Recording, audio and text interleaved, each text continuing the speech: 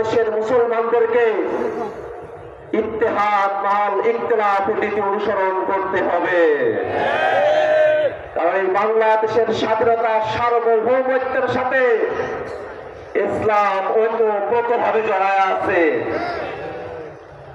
যদি বাংলাদেশের মুসলমানেরা ইসলামের প্রশ্নে এক থাকতে পারে আর অন্য ধর্মের সঙ্গে সম্প্রীতি বজায় রাখতে পারে, তাহলে বাংলাদেশের স্বাধীনতা এবং সার্বভৌমত্বের দিকে কেউ চোখ তুলে তাকানোর সাহস করবে না।